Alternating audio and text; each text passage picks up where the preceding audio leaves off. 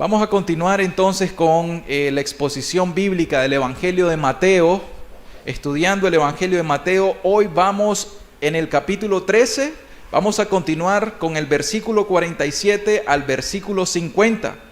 Recordando que el hermano Daniel el domingo pasado expuso versículo 44, versículo 45 con el tesoro escondido y la parábola de la perla de gran precio. Recuerdan la ilustración que él dio al principio, ¿verdad? De aquel niño que se encontró aquella moneda muy valiosa, ¿verdad? Y ¿qué hicieron? Pues tenía mucho valor, aunque a la vista quizá era un objeto de muy poco valor, pero una vez que se descubrió su significado, se le dio el valor verdadero y eran millones y millones de dólares, ¿verdad?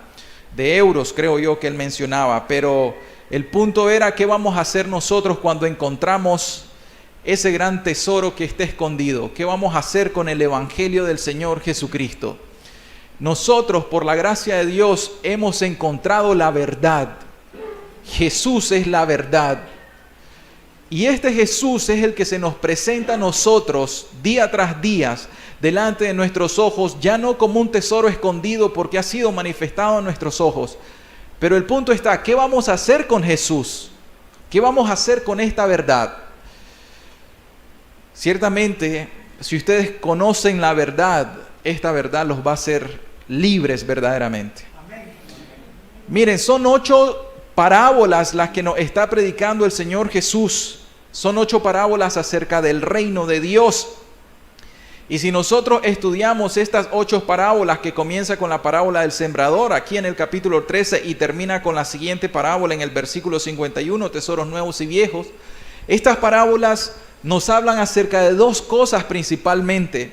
La primera es que nos hace un llamado para predicar y enseñar el Evangelio del Señor Jesucristo. Así es como se compara el Evangelio, ¿verdad?, con la semilla que el sembrador sale a sembrar. Es una exhortación o es un llamado para que nosotros prediquemos el Evangelio del Señor Jesucristo. Bien sabemos nuestro contexto acá. Sábado tras sábado vienen una gran cantidad de niños, jóvenes, adolescentes, niños y niñas. Y los maestros que están acá se preparan. ¿Pero con qué se preparan? Se preparan con la palabra del Señor para enseñarle. Ahora mismo yo estaba allá arriba y en una de las pizarras estaba el tema, estaba el objetivo, estaban los versículos bíblicos y yo decía, los niños de acá, ellos son enseñados semana tras semana acerca de la palabra del Señor. Son instruidos en el camino del Señor.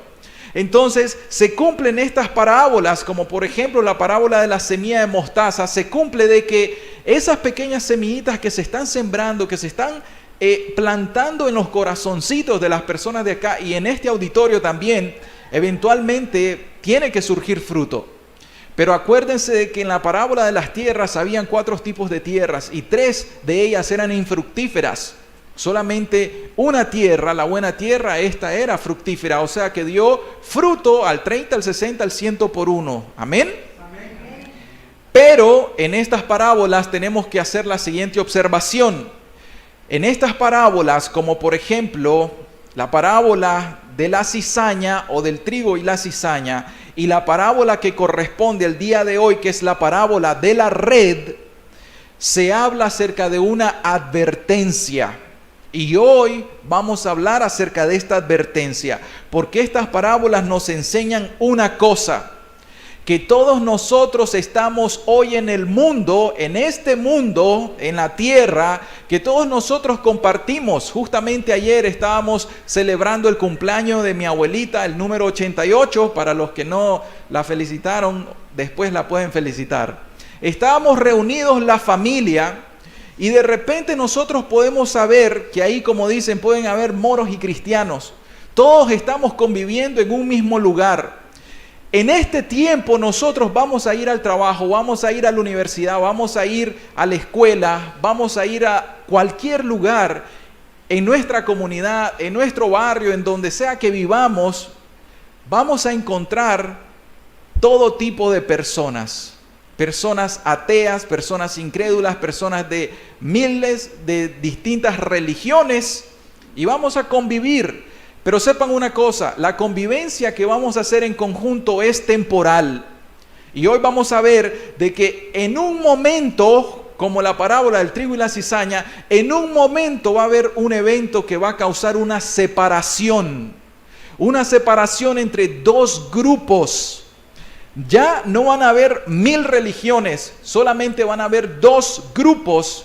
Y estos 2 grupos categóricamente van a ser conocidos como los justos y los otros como los malos. Así vamos a leer en la parábola de la red del día de hoy. Pero después de esa separación nos vamos a dar cuenta de que los justos van a ser separados y agrupados con un propósito, con ser llevados a un lugar, y este es el reino de Dios o al cielo. Pero el otro grupo va a ser, valga la redundancia, agrupado, pero este va a ser, dice la Escritura, echado fuera. Va a ser lanzado a un lugar que la parábola de la red del día de hoy nos va a describir cómo se llama ese lugar y nos va a describir cómo es ese lugar también. Es un lugar de sufrimiento, es un lugar de tormento, es un lugar horrible donde ninguno de nosotros vamos a querer ir. Que la palabra de Dios hoy discierna nuestros pensamientos y el corazón para que usted reciba la advertencia del día de hoy. El título es La parábola de la red, juicio y castigo eterno. La parábola de la red, juicio y castigo eterno. Vamos a leer Mateo 13, versículo 47 al versículo 50. Dice la Escritura: Asimismo, el reino de los cielos es semejante a una red que echada en el mar recoge de toda clase de peces, y una vez llena, la sacan a la orilla, y sentados, estos son los pescadores, recogen lo bueno en cestas y lo malo echan fuera. El versículo 49, el Señor Jesús nos da la interpretación de esta parábola. Así será al fin del siglo. Saldrán los ángeles y apartarán a los malos de entre los justos y los echarán en el horno de fuego. Allí será el lloro y el crujir de dientes. Si se dan cuenta, el enfoque aquí o las dos observaciones que podemos tener en esta parábola es, número 1, que va a haber una separación. Y número 2, el enfoque es sobre las personas llamadas o categorizadas como los malos.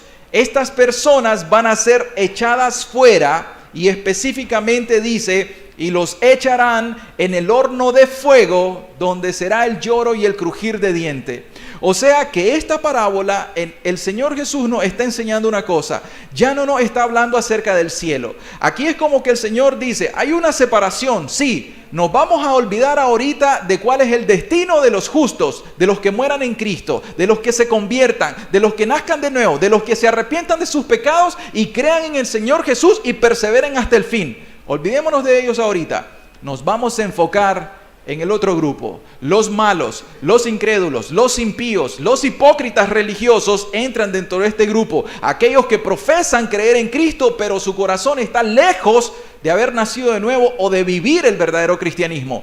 ¿A dónde irán esto? Ese es el enfoque del día de hoy. Por eso le ponemos la red. Es una parábola de juicio y también del castigo eterno, que es el infierno. Miren, comenzando con esta ilustración, tenemos ¿qué cosa? Tenemos una red. Ustedes saben que están los pescadores. En este lado, en el contexto, el Señor Jesús utiliza esta parábola de los pescadores. ¿Por qué razón? Recuerdan geográficamente que estábamos alrededor del lago de Galilea, ¿verdad? El mar de Galilea. Entonces, ¿cuál era el rubro? ¿Cuál era la forma de trabajar más común de estas personas? ¿Dónde estaba Pedro? ¿Dónde estaba su hermano Andrés? Estaban pescando. ¿Dónde estaban los otros, los hijos de Zebedeo? Estaban pescando. Entonces el Señor Jesús les da una ilustración utilizando el tipo de trabajo que ellos hacen, porque ellos han de entender el significado. Hay 3 métodos de pesca. El primer método de pesca es el método de la caña y del anzuelo. Ese yo creo que todos lo conocemos, ¿verdad? Ustedes han visto, no sé si a alguno le gusta pescar, ha pescado, no lo sé, pero imaginémonos en un lago que está un barquito en el centro y están unas personas con un gorrito y una caña de pescar y ahí pasan sus horas y están pescando. Esa es una forma de pescar. La ilustración o la parábola no se refiere a esa. Otra forma de pescar es a través de una red pequeña. En este caso nos imaginamos a Pedro con Andrés, que ellos están en una barca y de repente Pedro se turna y tiene la red, y entonces echa la red, solamente Pedro agarra lo que tiene que agarrar, algo bien localizado, y lo saca. Esa es una red pequeña. Tampoco se refiere a este tipo de pesca. La pesca a la que se está refiriendo el Señor Jesús es aquella que tiene una red grande.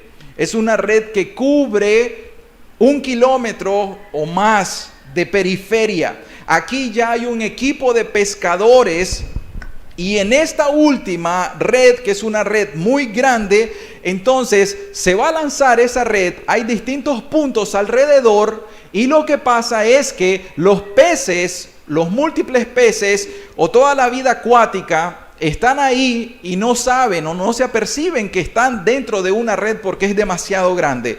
Eventualmente, dentro de esta red, nada se puede escapar porque es muy grande. Todo queda atrapado cuando de repente activan la red y comienzan a tirarla para llevarla a la tierra o a la orilla, ¿verdad? Entonces, en este tipo de red quedan atrapados todo tipo de peces, incluso todo tipo de objetos, los objetos que otros barcos pudieron tirar al mar, algas, etcétera, y también peces de los buenos, ¿verdad? Que son los que van a ser utilizados. Entonces, lo que la ilustración nos demuestra es que este tipo de pesca, luego estos pescadores, una vez que se llena la red, ellos la tiran y la llevan a la orilla. Una vez que la llevan a la orilla, ¿qué es lo que hacen? Comienzan y se sientan ellos o se ponen ahí a comenzar a escudriñar. Apartan los objetos, apartan los peces que no sirven, apartan las algas, pero en otro lado los pescados que son útiles para comérselos ellos, para la venta local o quizá para venderlos en el mercado, entonces ellos comienzan a apartarlos en cestas. Y ahí es el momento en que ellos hacen una separación entre ¿qué? Entre lo bueno y lo malo, entre lo útil y lo inútil, entre lo que les va a servir y lo que tienen que desechar. Mis queridas personas, el Señor Jesús es tan inteligente que Él nos da esta ilustración, esta parábola, para que nosotros comprendamos eso. Ahora vamos a interpretar un poco más la parábola. Dice el versículo 49, así será el fin del siglo. El fin del siglo, usted no interprete literalmente que cuando se termine el siglo XXI, entonces en el fin del siglo XXI, como todos esperaron en el final de 1999, cuando venía el 2000, todos decían, se va a acabar el mundo. Y no se acabó el mundo, aquí estamos todavía, 24 años más tarde y no se finalizó el mundo. No quiere decir eso. El fin del siglo quiere decir una serie de eventos futuros, o como se le llama, escatológicos, las últimas cosas, una serie de eventos que van a ocurrir. Un evento futuro para nosotros es la muerte física, pero un evento futuro también es la segunda venida del Señor Jesucristo. Entonces, en cuanto venga el Señor Jesucristo por segunda vez, ahí es donde se va a dar la separación. O sea, desde ahorita vayamos interpretando esto. Así será el fin del siglo. ¿Cuándo? Cuando el Señor Jesucristo venga. Cuando venga el juicio. Cuando vengan las últimas cosas. Así va a ser. ¿Cómo, Señor? ¿Cómo va a ser? Va a ser como, dice, saldrán los ángeles y apartarán a los malos de entre los justos. Imaginémonos que estamos en el mar. ¿A qué representa el mar? El mar representa el escenario que nuevamente es el mundo.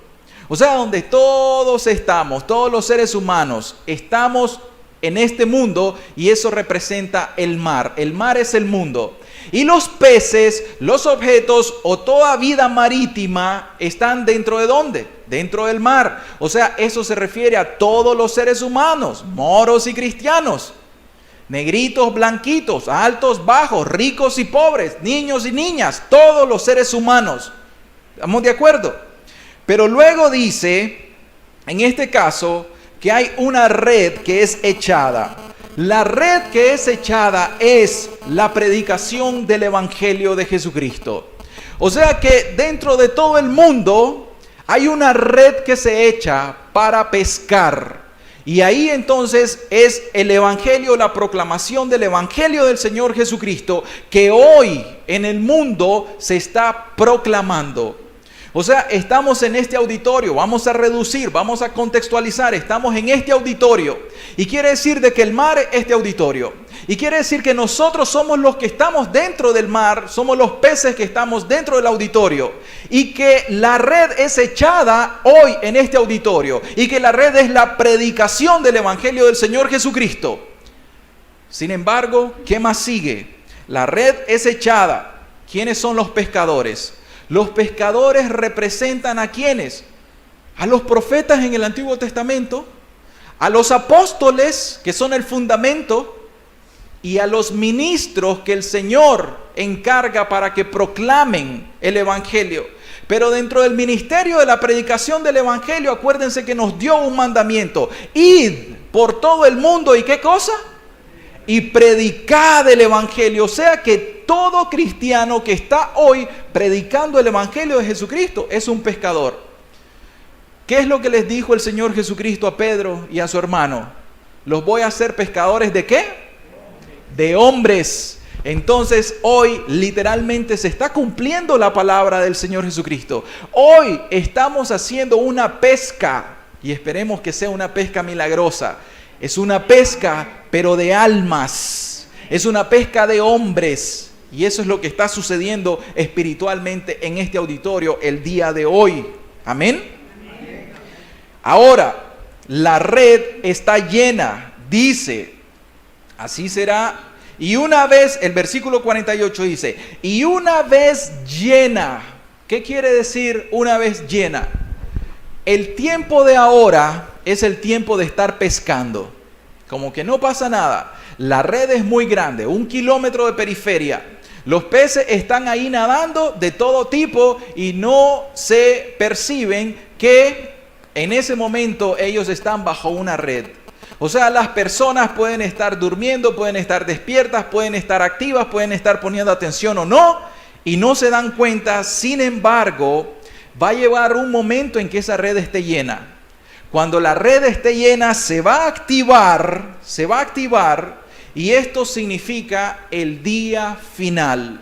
La red llena quiere decir la venida del Señor Jesucristo. Cuando el Señor Jesucristo venga, oigan bien, cuando el Señor Jesucristo venga, y Él va a venir y viene pronto, cuando Él venga, la esperanza se termina. Oiga bien eso. Yo quiero ir compartiendo estos mensajes a medida que vayamos abordando la enseñanza. Esto quiere decir de que usted hoy tiene esperanza. Usted hoy tiene esperanza. Si el Señor Jesús viene mañana y usted no logró arrepentirse y usted es contado, usted va a ser atrapado por la red, pero en ese día el Señor va a mandar a los ángeles para que los ángeles hagan la separación, porque eso es lo que sigue. Porque el versículo dice, así será el fin del siglo, saldrán los ángeles y apartarán los malos de los justos. Van a ser enviados ángeles para apartar los malos de los justos, lo bueno de los malos, los convertidos y los inconversos. Y entonces, en ese momento ya no va a haber esperanza. En ese momento, cuando sus ojos sean abiertos, cuando usted vea el prospecto de su vida y que usted diga, ya de nada me va a servir mi título, ya de nada me va a servir mi negocio, ya de nada me va a servir la prosperidad material que yo estoy buscando en este mundo. ¿Por qué? Porque ya vino Jesús y allá veo a los 4 ángeles que están en las 4 esquinas del mundo y ellos van a recoger ahorita a todo el mundo y ellos van a hacer la separación. Ese va a ser el momento en el cual nosotros vamos a decir, ay, los que estén en Cristo en ese momento van a tener el mayor regocijo de su vida. Pero los que no estén en Cristo va a ser un momento de grande lamentación. Entonces vendrán los ángeles cuando la red esté llena. Este es el día del juicio, el fin del siglo o el día final. La red en la orilla quiere decir que van a ser ya esos otros pescadores, porque los ángeles son ministros de Dios, son enviados de Dios para ministrar cosas espirituales. Los ángeles que tienen un ojo más perfecto que el de los ministros terrenales, ellos van a hacer una separación y no se van a equivocar. Este sirve, este no sirve. Y lo que sirve lo van a echar en una cesta. O sea, a los justos, a los que están en Cristo, ellos lo van a reconocer, los van a agrupar y ellos lo van a poner aparte. Y a los que no estén en Cristo, los van a agrupar también y los van a separar y a estos los van a echar en otro lugar, los van a echar fuera. Entonces, es importante que nosotros sepamos qué quiere decir esta parábola. Recuerden esto, lo bueno va a ser recogido en cestas. ¿Y eso qué quiere decir? De que los justos van a ser llevados al cielo. Y luego dice, y lo malo va a ser echado fuera. Oigan bien esas palabras. Lo bueno va a ser recogido en cestas, o sea, va a ser cuidado porque tiene un propósito. Los peces tenían el propósito de ir a venderlo o comérselo. Pero lo que no sirve va a ser, ¿qué cosa? Echado fuera. Esto no sirve, descartado. Y ahí entonces tenemos el final en el versículo 50 que dice, y los echarán en el horno de fuego, allí será el lloro y el crujir de dientes. Quiero comentarles que a mí me ha tocado esta serie de enseñanzas en el Evangelio de Mateo. ¿Ustedes se acuerdan cuando prediqué acerca de los ayes sobre las ciudades impenitentes? Ay de ti, Corazín, ay de ti, Betsaida. ¿De qué hablaba esa enseñanza? Juicio, condenación, infierno. Luego me tocó la enseñanza de ¿qué? De la parábola del trigo y la cizaña. ¿Y qué decía esa parábola al final? Enviará el Hijo del Hombre a sus ángeles y recogerán de su reino todos los que sirven de tropiezo y a los que hacen iniquidad y los echarán en el horno de fuego, allí será el lloro y el crujir de dientes. También me aparece a mí que habría que predicar acerca del infierno. Pero el enfoque fue distinto en esas dos ocasiones. Hoy el enfoque de esta enseñanza es muy claro y el enfoque es el juicio y el castigo eterno. Por lo tanto, el día de hoy sí vamos a hablar acerca de qué significa el castigo, la separación, pero también qué significa el versículo 50 cuando dice, y los echarán en el horno de fuego, allí será el lloro y el crujir de diente. Esta parábola es una aterradora advertencia acerca de lo que pasará a los inconversos cuando sean separados de los justos en los últimos días. Usted debe tomar esta parábola como una advertencia de parte de Dios para que usted sepa qué es lo que va a suceder en aquel día a los incrédulos cuando sean separados de los creyentes. Y tienen que saber eso. ¿Por qué? Porque esta advertencia va a servir para que todos hoy meditemos en nuestros caminos. Amén. Vamos a ir en el primer punto, que es el juicio de Dios, versículo 49. El versículo 49 encontramos ahí el juicio de Dios. Así será el fin del siglo, saldrán los ángeles y apartarán a los malos de entre los justos. Aquí está un juicio de Dios que es la separación. Este se le categoriza aquí como el juicio de Dios al fin del siglo. Oigan, nuevamente, Cuando leemos en la Biblia acerca de juicio, no creamos que solamente es el día del juicio en el trono blanco. El juicio, como le estaba diciendo, es una serie de eventos escatológicos o de las últimas cosas. Y eso va a comenzar, las cosas del futuro. Repito nuevamente, cuando uno de nosotros se muera, eso va a ser un evento futuro, porque ahorita en el presente estamos vivos. Cuando muramos, ya pasamos al otro lado del Jordán. Cuando nosotros muramos, pasamos a la otra vida. Nos vamos a dar cuenta de lo que hay detrás de la muerte, que es una eternidad, sea en el cielo o en el infierno. Pero también cuando el Señor Jesucristo venga, recordemos que ahí va a ser el principio del juicio de Dios. O sea, el inicio de esta serie de eventos del juicio de Dios comienzan en el advenimiento de Cristo Jesús, cuando Él envía a sus ángeles y cuando ellos hagan la separación entre estos dos grupos de personas. Pero se va desencadenando porque acuérdense, pueden haber juicios personales.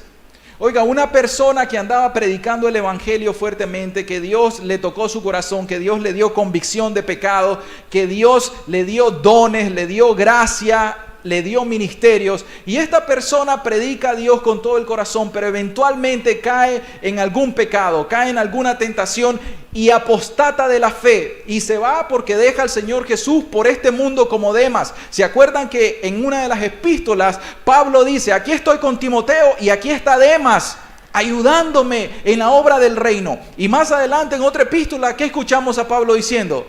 Demas me ha dejado, me ha abandonado amando más que el mundo. O sea, Demas apostató. Tenemos que saber eso. Entonces, ¿qué pasa? A Demas le cayó un juicio.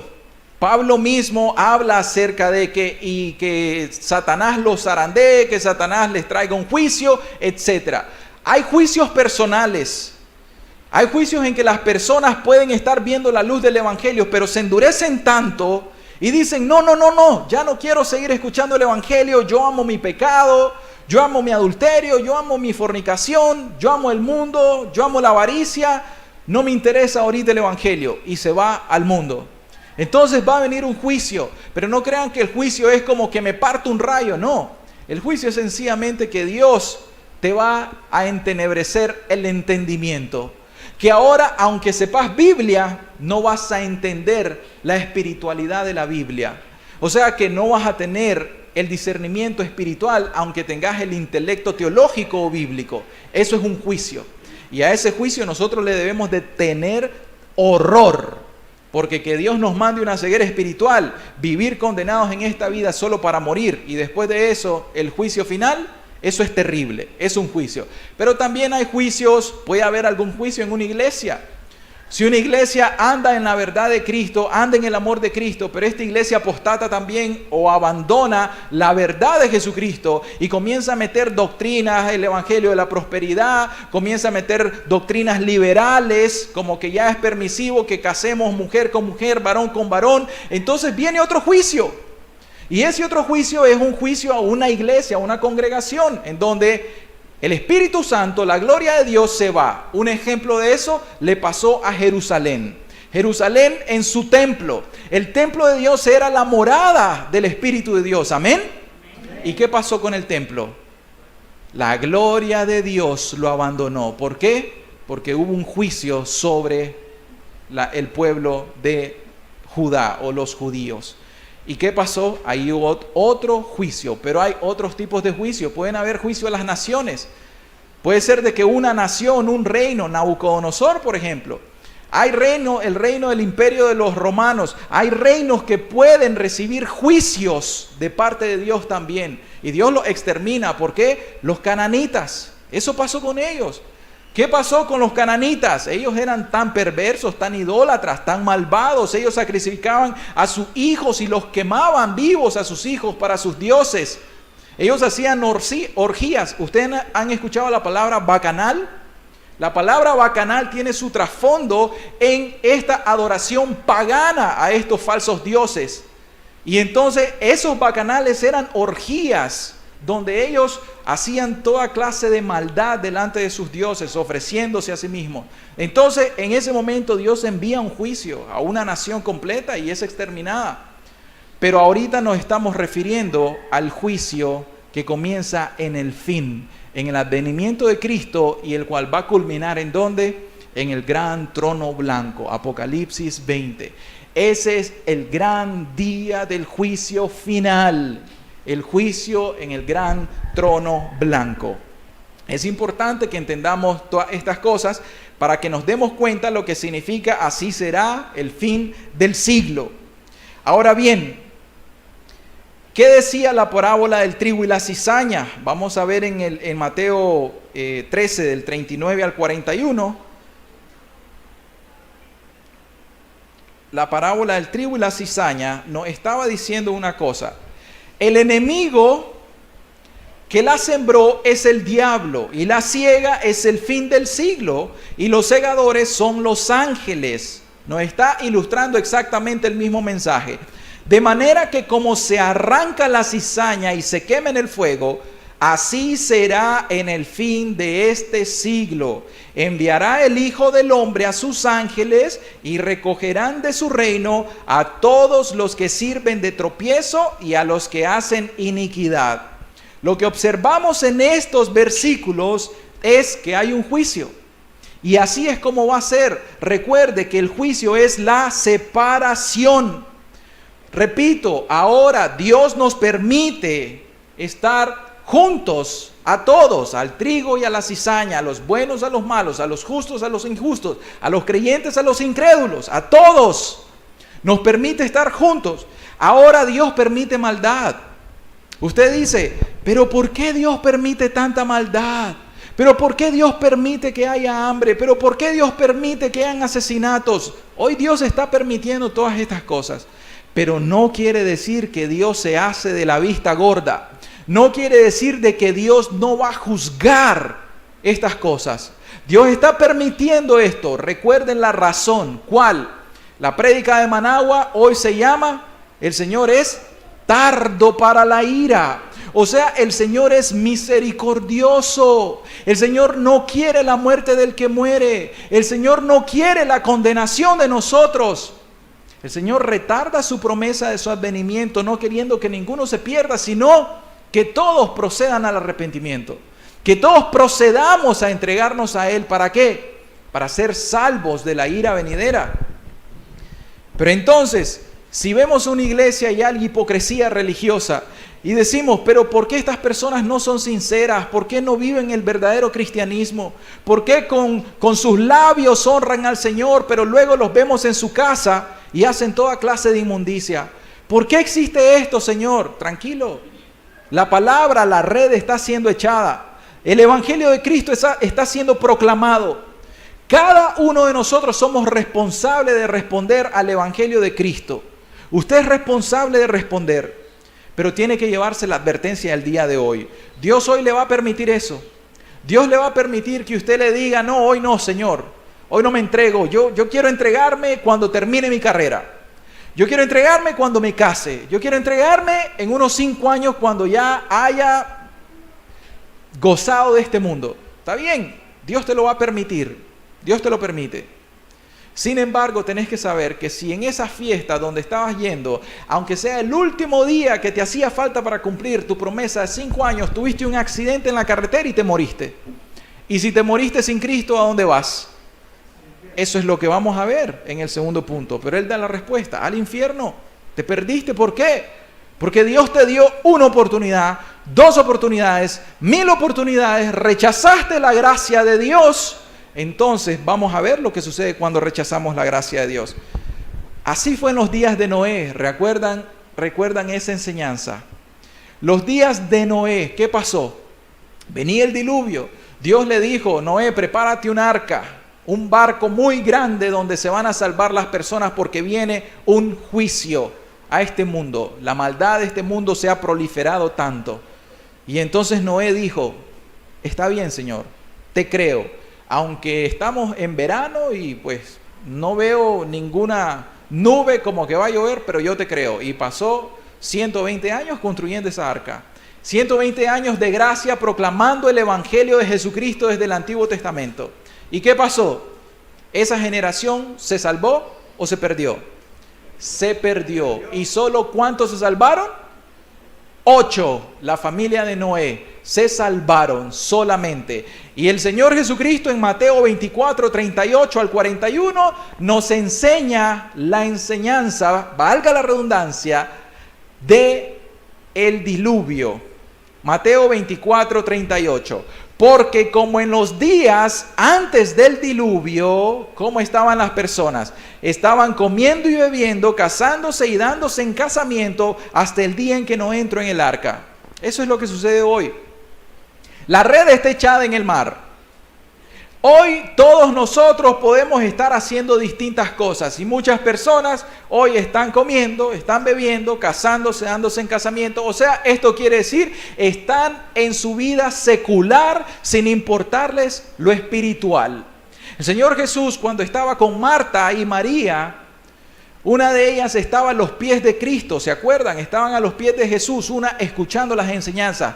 Y la otra, que era Marta, estaba afanada con los quehaceres. Estaba sirviendo, lo cual es bueno, no es malo. Estaba sirviendo, pero se afanó. Y entonces, por estar tan afanada con los cuidados de este mundo, descuidó el estar a los pies de Jesús. ¿Y Jesús qué dice? Esta mujer ha escogido la mejor cosa. Una cosa te es necesaria. ¿Cuál? Tu salvación. Lo más necesario para nosotros es que guardemos nuestra salvación. Eso es lo más importante. El reino de Dios, su justicia y el resto añadido. Entonces, como en los días de Noé estaban en los días de Jesús, así va a ser en el día de la venida del Señor, en el día del juicio final. Versículo 39 dice, y no entendieron hasta que vino el diluvio y se los llevó a todos. Así será también la venida del Hijo del Hombre. Aplicación práctica de Jesús. Así como fue en aquel tiempo, así va a ser en el futuro. Aplicación práctica de Jesús. Utilizando una historia verdadera, la aplica para un evento futuro. Así va a ser para todos nosotros. Versículo 40, entonces estarán dos en el campo, el uno será tomado y el otro será dejado. ¿Se entiende eso? No crean de que literalmente van a estar dos en una cama, dos trabajando en el campo y literalmente uno va a ser dejado y el otro va a ser llevado. No, no es literal lo que él nos está diciendo. Hay dos grupos y de estos dos grupos, los que estén preparados, los que estén en Cristo, las vírgenes prudentes, van a ser llevadas al cielo con Cristo Jesús, pero los otros van a ser dejados. Versículo 41, dos mujeres estarán moliendo en un molino, la una será tomada y la otra será dejada. Una mujer es una virgen prudente, la otra mujer es una virgen insensata. La red fue echada y cuando la red se llenó, fue llevada a la orilla y los pescadores estaban ahí, hicieron una separación. En esta separación, la una será tomada y la otra será dejada. Lo que sirve será recogido en cesta y lo que no sirve será desechado. Espiritualmente, oigan cuántas veces estamos reiterando la misma enseñanza. Solamente van a haber dos grupos en aquel día. Usted tiene que asegurarse de estar en el grupo correcto. Ninguna de las cosas que nosotros tenemos o hacemos en esta tierra, en este mundo, son comparables con las cosas venideras. En aquel día vendrá el juicio y la separación. Por lo tanto, esta es una advertencia. Leamos Juan 5:29 para que nos movamos al segundo punto. Juan 5:29 dice, y los que hicieron lo bueno saldrán a resurrección de vida. O sea, ya no son los que están vivos en el momento del advenimiento de Cristo. ¿Entienden el advenimiento de Cristo? Su segunda venida, ¿correcto? Los que estemos vivos, como dijo Pablo, los que estemos vivos, vamos a ser tomados en el aire, vamos a ser transformados. Esto se le llama una glorificación por el poder de Dios. Vamos a ser transformados y vamos a ser llevados en el aire. Pero los que hayan muerto en Cristo van a ser resucitados. Esta es la resurrección del cuerpo. Van a ser resucitados. Saldrán a resurrección de vida para ser llevados a Cristo en su advenimiento. Pero luego dice, Mas los que hicieron lo malo, el segundo grupo, a resurrección ¿de qué? De condenación. No lo decimos nosotros, son palabras del Maestro. El Señor Jesús nos enseña esto literalmente. En el segundo punto, que es el versículo 50, ahí encontramos el destino eterno de los injustos. Y a esto le conocemos como el castigo eterno. Mateo 13, versículo 50, dice: y los echarán en el horno de fuego, allí será el lloro y el crujir de dientes. Pongamos atención a ese versículo. Ese versículo está repetido en el 42, en la parábola del trigo y la cizaña. Exactamente las mismas palabras las está repitiendo Jesús. El versículo 42, parábola del trigo y la cizaña, dice: y los echarán en el horno de fuego, allí será el lloro y el crujir de dientes. ¿Qué pasa con Jesús que está redundando tanto? ¿Será que tuvo un lapsus? ¿Será que el Señor redundaba? ¿Por qué razón? ¿Saben qué quiere decir cuando la Biblia, cuando la Escritura utiliza un método literario repetitivo? ¿Saben qué significa eso? Que la Biblia utiliza el método literario repetitivo para decirnos: esto es importante, esto es importante, esto es importante. ¿Saben qué quiere decir? Agarrar un resaltador y pasarle el resaltador a esas líneas, porque esto se repite tanto que es una verdad inconmovible que va a suceder, y es importante que medites en eso. ¿Saben? Otro de los métodos que el Señor Jesús utiliza y Dios utiliza para que nosotros digamos: esto es importantísimo, los ayes. Cada vez que usted lea la Biblia y usted lea un ay, ahí usted se detiene y usted dice: aquí hay algo que este ay va dirigido para mí. ¿Qué quiere decir este ay? Quédese ahí, medítelo. Ay de ti, Corazín, ay de ti, Betsaida. ¿Se acuerdan de aquel ay que habíamos explicado? Exactamente lo mismo. Pongan atención, Jesús está redundando a propósito. Hay una intención en Jesús como el autor de esto, y la intención es que usted ponga atención. Ahora, ¿qué observamos aquí? Miren, Jesús habló más del infierno que cualquiera de los profetas en el Antiguo Testamento y de los apóstoles. ¿Saben por qué razón? Probablemente porque Jesús sí conoce qué es el infierno. Porque Jesús es Dios y Él sí sabe que el infierno es real. Un testigo de Jehová va a venir a tocar tu puerta y te va a decir: ¿le podemos enseñar y hablar acerca del evangelio? Y usted le abre la puerta y se va a dar cuenta que le va a decir: el infierno es una mentira. Los protestantes evangélicos torcieron las escrituras e inventaron el infierno para asustar a los niños y a las personas para que se entreguen a Dios. Pero el infierno no es real.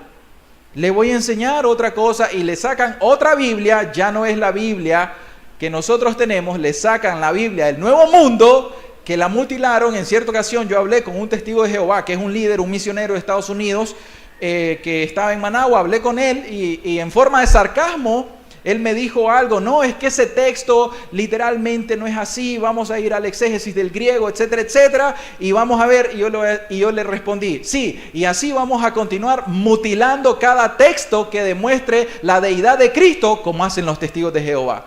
Fue sarcasmo y él me respondió: ah, muy chistoso. Y yo le dije: sí, verdad, es un chiste de sarcasmo. Pero eso es lo que hacen los testigos de Jehová. Para que usted sepa, vamos a protegerlos a ustedes. Los testigos de Jehová cambiaron tanto la Biblia para justificar su doctrina que le van a sacar la Biblia del Nuevo Mundo. Sépalo. Si usted recibe un testigo de Jehová, usted sáquele esta Biblia y compárela.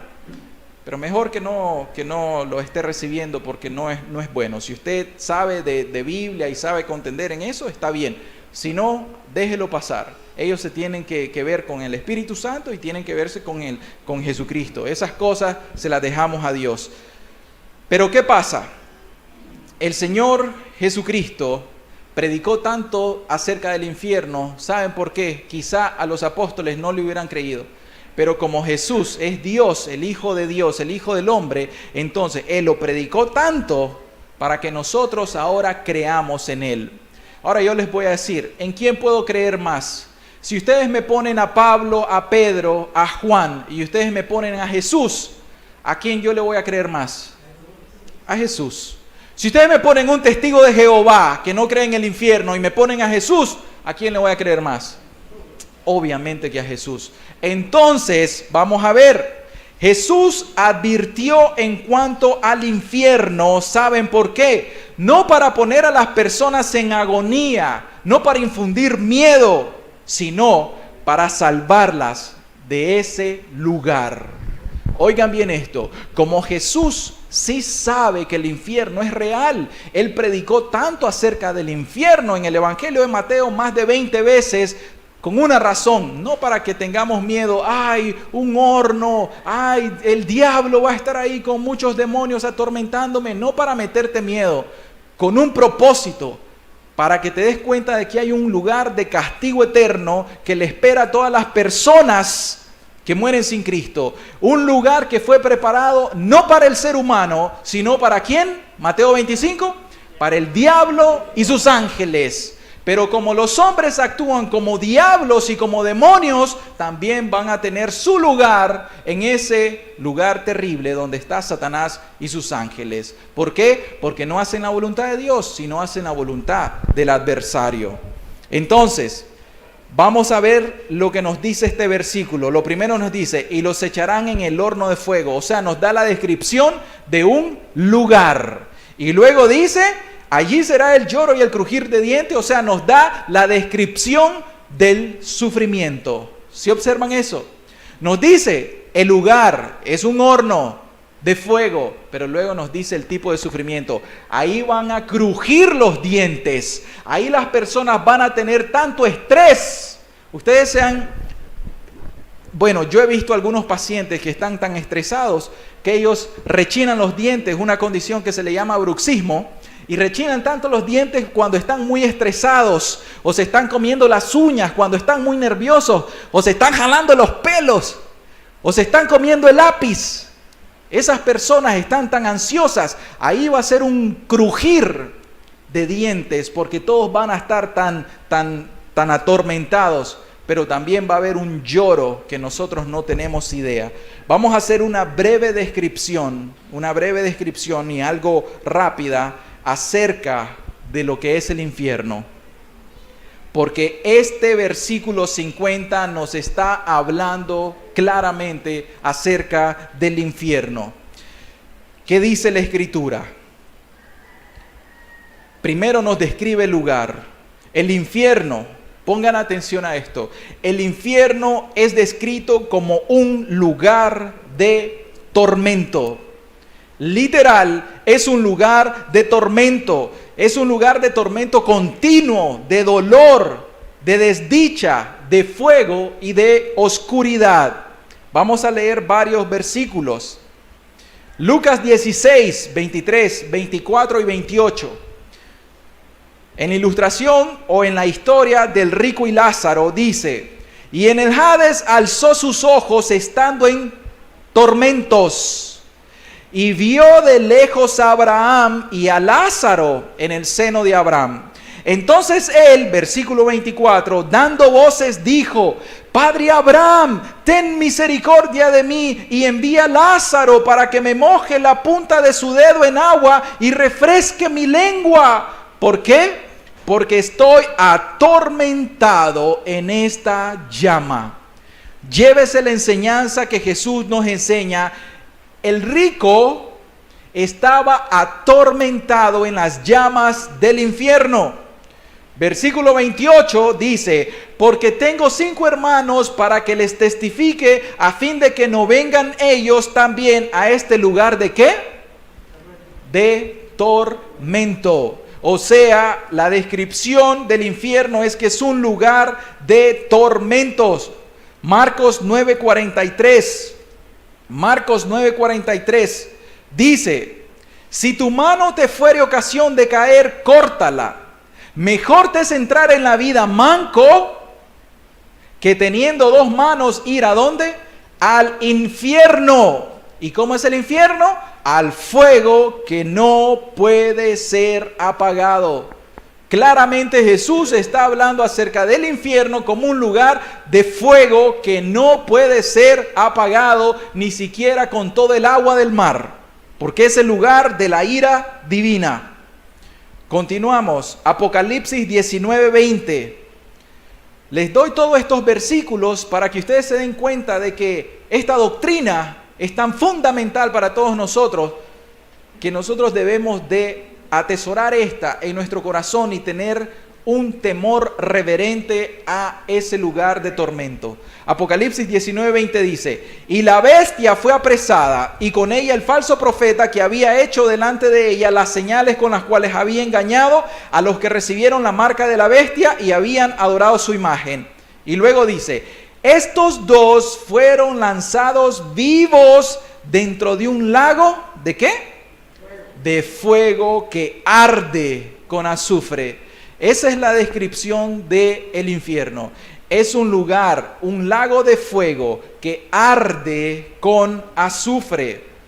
Judas 1:7 dice: como Sodoma y Gomorra y las ciudades vecinas, las cuales de la misma manera que aquellos, habiendo fornicado e ido en pos de vicios contra naturaleza, o sea, lo que está sucediendo ahorita.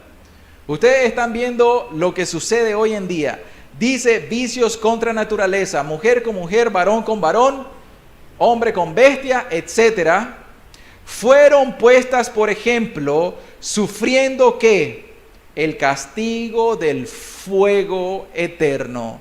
El infierno es un lugar de tormento, de dolor, de desdicha, de fuego, y también es un lugar de oscuridad. Mateo 22:13 nos dice: entonces el rey dijo a los que servían: atadle de pies y manos y echadle en las tinieblas de afuera. Allí será el lloro y el crujir de dientes. Un lugar de oscuridad, un lugar de tinieblas. El infierno es tormento, es fuego, es dolor, es sufrimiento, es oscuridad, es tiniebla. ¿Por qué tinieblas? ¿Quién es la luz? ¿Quién dijo de sí mismo que es la luz? Jesús. Jesús es la luz de este mundo. En el infierno esa luz de Cristo ya no va a brillar en ese lugar, sino que solamente la ira de Dios en ese lugar. En el cielo, ¿va a haber necesidad del sol en el cielo en la Nueva Jerusalén? Cuando el cielo y la tierra sean todos hechos nuevos, ¿va a haber necesidad de una luz, de un sol como este? ¿Quién va a ser la lumbrera? ¿Quién va a ser el sol? Jesús es la luz. ¿Ven la gran diferencia entre cielo e infierno? Luz y tinieblas. ¿Alguno de ustedes va a querer irse al lugar de perdición eterna, al lugar de tinieblas, al lugar de sufrimiento, de dolor, de tormento? Si alguno de ustedes voluntariamente escoge ir a ese lugar, tienen que darse cuenta de que ustedes tomaron la decisión de ir a ese lugar. Pero la red fue lanzada. Fue echada la red para cazar, para pescar a todo tipo de peces, pero queríamos peces buenos. El Evangelio de Cristo les predicaba a todos ustedes con un propósito, no para que se pierdan en ese lugar, sino para que ustedes sean salvos de ese lugar. Amén. Miren lo que dice Judas 1:13 también. Fieras ondas del mar que espuman su propia vergüenza, estrellas errantes, hablando de los falsos ministros, para los cuales está reservada, ¿qué cosa? Eternamente la oscuridad de las tinieblas. Los falsos ministros se van a dar cuenta que tienen reservadas estas terribles tinieblas eternas. ¿Por qué? Porque desgraciadamente utilizan el Evangelio de Jesucristo para su propia perdición. ¿Qué más? Lo que vimos es una breve descripción bíblica de cómo es el lugar del infierno, pero ahora los sufrimientos, solamente con la Biblia. Nos dice Mateo 10:28, y no temáis a los que matan el cuerpo, mas el alma no pueden matar. Temed más bien a aquel, este es Dios, que puede destruir el alma y el cuerpo en el infierno. O sea, lo que nosotros encontramos, que el infierno es un lugar de constante sufrimiento, y el sufrimiento es completo. No crea que solo va a ser la mitad de un ojo, que solamente va a ser un riñón, que solamente va a ser una pierna, va a ser todo el ser, alma y cuerpo. Cuando nosotros estamos en este cuerpo y nos duele el estómago, nos duele la cabeza, nos duele el ojo, nos duele cualquier cosa, sufrimos mucho, ¿sí o no? Tenemos que ir a conseguir un analgésico. Y si no me sirve la ibuprofeno ni la diclofenac, voy con la Enantium. Y si no me sirve la Enantium, voy con tramadol. Y si no me sirve la tramadol, voy con la codeína. La codeína es el fármaco que se utiliza en los hospitales para las personas con cáncer terminal. Porque ya no aguantan tanto el dolor del cáncer que le está destruyendo adentro sus órganos, que dicen, 1, quiero morir. O 2, inyéctenme más morfina, más por favor, más morfina. ¿Por qué razón? Porque ya no quieren aguantar ese dolor. Pero en el infierno, desgraciadamente, no hay ninguna morfina que pueda aliviar el dolor y el sufrimiento que va a haber, y eso por una eternidad. Por eso es que estamos predicando esto. Vean de que no elegimos nosotros el texto nos eligió a nosotros. ¿Se dan cuenta de eso? Es lo que el Evangelio de Mateo, cuando predicamos expositivamente, versículo a versículo, pasaje tras pasaje, sale este pasaje, y hoy toca que ustedes escuchen este Evangelio, este mensaje de advertencia. Entonces, ¿qué más? Sigamos leyendo. Marcos 9:44 nos dice, donde el gusano de ellos no muere y el fuego nunca se apaga. Qué inteligente Jesús, qué bonitas sus ilustraciones. Cuando se muere una persona, se entierra, ¿cierto? Y al enterrarse, ¿qué sucede con ese cuerpo? Se descompone. ¿Quién se los come?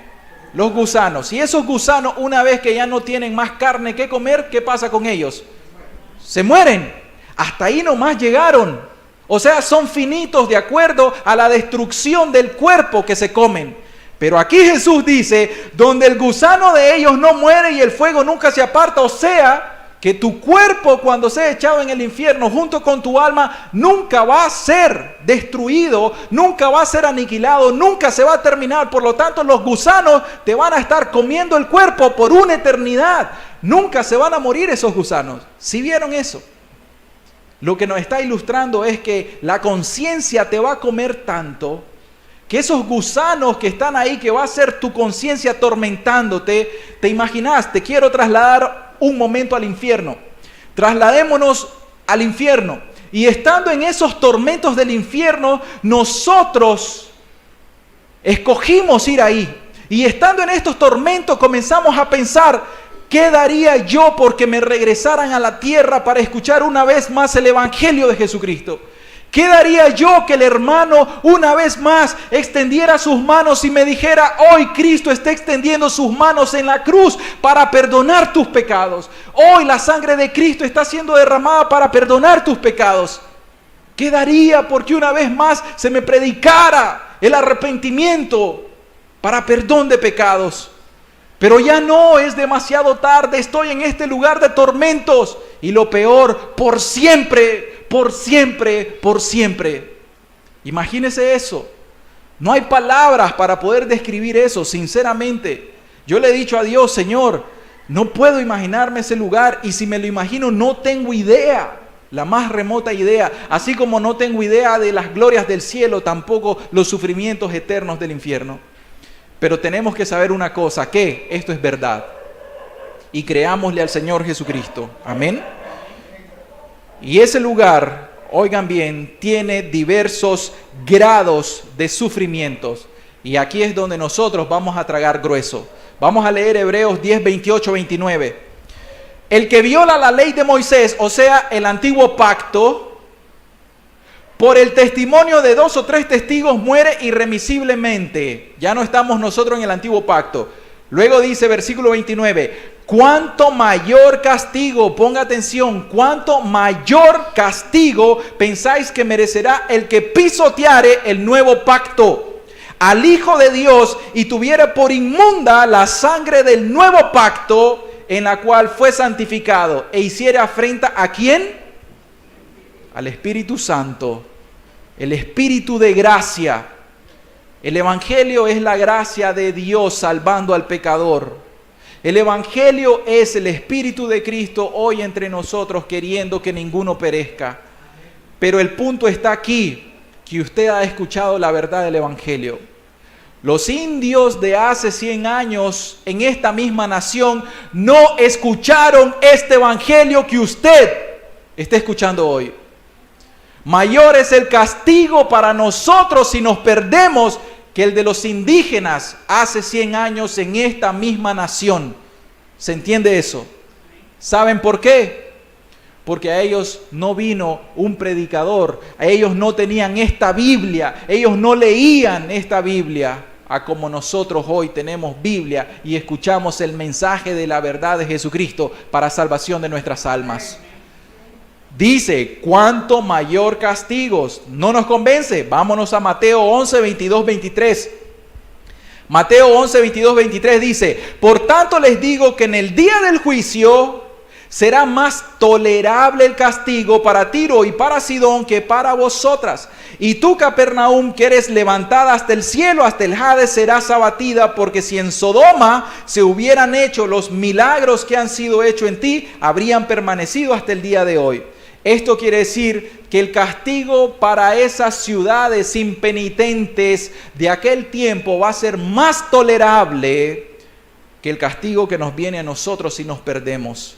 O sea, si usted se pierde, sepa que los grados de castigo, de sufrimiento para usted van a ser mucho mayores y peores que los que las personas que nunca escucharon el Evangelio que usted está escuchando el día de hoy. No importa si no puso atención el domingo pasado. Hoy el Evangelio le es predicado. Por lo tanto, hoy esta palabra le va a ser sacada en el día del juicio. Lucas 12, 47, 48. Lucas 12, 47 y 48 dice, aquel siervo que conociendo la voluntad de su Señor no se preparó ni hizo conforme a su voluntad recibirá muchos azotes. Mas el que sin conocerla hizo cosas dignas de azote será azotado poco. Porque a todo aquel a quien se le haya dado, o sea, esto es usted, se le está proclamando el Evangelio de Cristo, la red está echada en este lugar, usted está escuchando la verdad de Jesucristo, no está siendo engañado, no le estamos diciendo, dame, diezma, ofrenda, que Dios te va a prosperar. No estamos predicando evangelio de prosperidad, estamos predicando la salvación de tu alma, el Evangelio de Jesucristo. O yo te pregunto, ¿cuál es la razón por la cual vino Jesús? El Hijo del Hombre vino ¿a qué? A salvar, a buscar y a salvar lo que se había perdido. Ese es el propósito del Evangelio de Jesucristo. ¿Por qué? Pablo era pobre, Pablo estaba en cárcel, Pablo no tenía vehículos, posiblemente ni casa. Entonces, ¿cómo le predico el Evangelio de la prosperidad a Pablo? No puedo, porque me va a decir Pablo, yo soy tan devoto, tan piadoso, me muero por la obra de Jesús, pero no prospero económicamente. ¿Eso respondería Pablo? Pero Pablo te dice una cosa, el reino de los cielos no es comida ni bebida, sino que es poder, es dominio propio. El reino de los cielos es espiritual y es eterno, es otra cosa. Y esto es lo que se está predicando en este lugar, la salvación de nuestras almas, para que nosotros, una vez que venga ese día, el advenimiento, la venida de Cristo, seamos agarrados todos como esos buenos pececitos o pescados, y seamos puestos en cestas y seamos trasladados al regazo del Señor, al cielo. Ese es el propósito, mis hermanos. No que nos vayamos a este lugar de castigo, porque aquí en Lucas 12 nos está haciendo la comparación de los dos siervos. El siervo, oiga, que conoce la voluntad de su Señor, pero que no se prepara. ¿Quién es este? Este es usted. Usted que ya conoce lo que tiene que hacer, pero no se prepara. Porque está como en los días de Noé, afanado en las cosas de este mundo, pero no pensando en las cosas eternas. Porque como en los días de Noé va a venir un momento en que la puerta del arca va a ser cerrada. De que cuando Cristo venga, ahí va a enviar a sus ángeles para separar lo bueno y lo malo. El que tiene oídos para oír, oiga.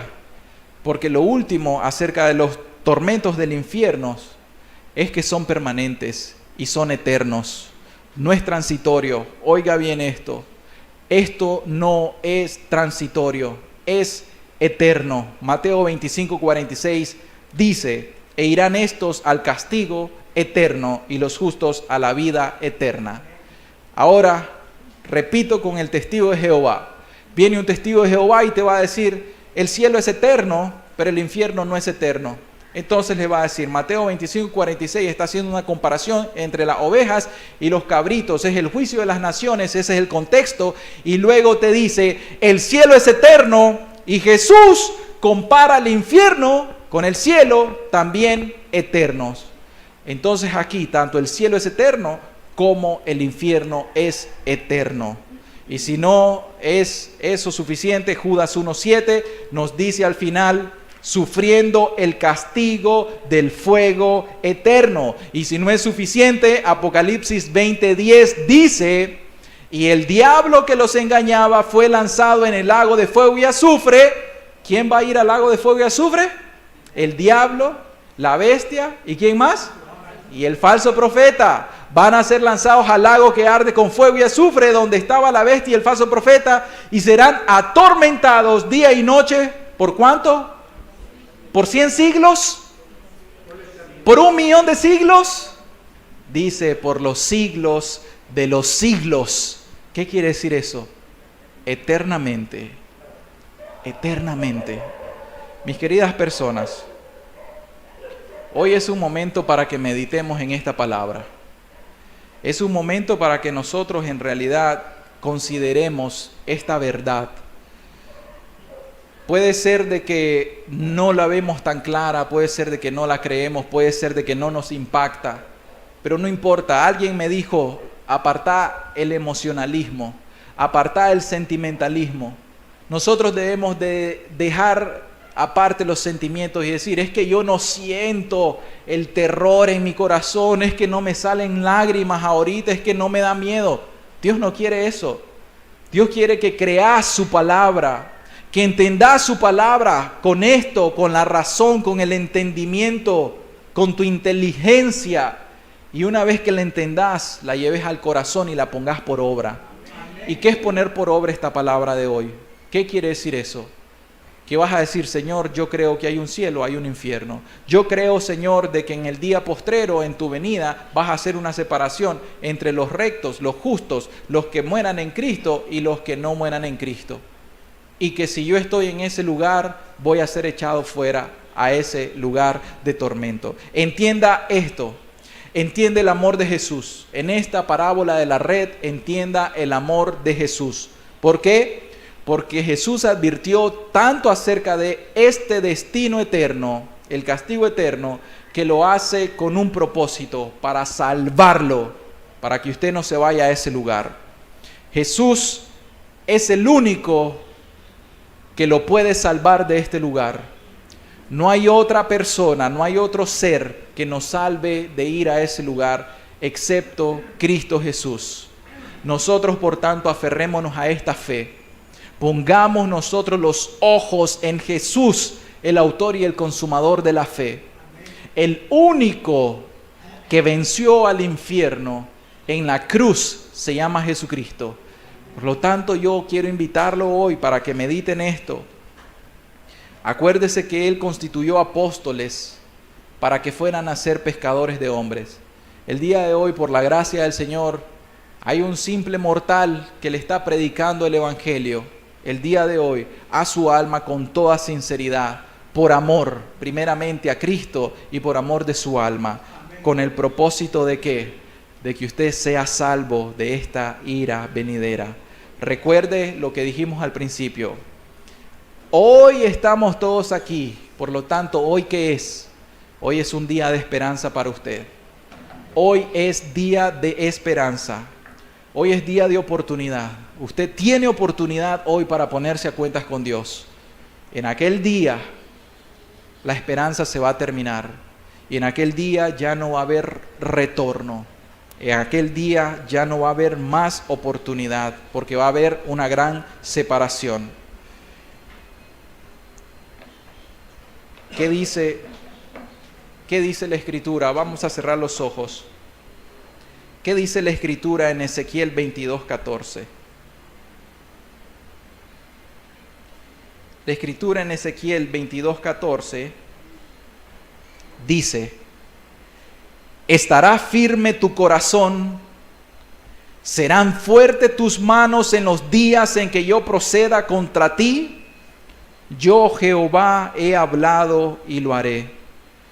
Y Nahum 1:6 nos dice, por favor oren y mediten en esto: ¿quién permanecerá delante de su ira? ¿Y quién quedará en pie en el ardor de su enojo? Su ira se derrama como fuego, y por él se hienden las peñas. Realmente, si no estamos dispuestos a entregarnos a Jesús para que nos salve, yo te quiero preguntar esto: si sos tan valiente, si sos tan valiente como para rechazar tu propia salvación, y vas a decir como aquella joven que fue entrevistada. Ella era una rockera y el entrevistador le dice: ¿cuál es el propósito de tu vida? Y ella le responde: después que termine mi carrera, anhelo mucho la muerte. Y él le respondió: ¿y por qué querés o deseas la muerte? Porque sé que después de la muerte voy al infierno, y el infierno es un lugar de mucha fiesta y de felicidad. No sea usted engañado o engañada como esa pobre joven que Satanás la engañó. Creámosle a la Escritura, creamos a Jesús. El infierno realmente es un lugar verdadero y es un lugar de tormento, y es un lugar de tormento eterno. Dios quiera que hoy usted medite en esto y que hoy mismo usted sea salvo a través de un arrepentimiento verdadero y a través de poner su confianza plena y absoluta en el único que lo puede salvar, que es Jesucristo.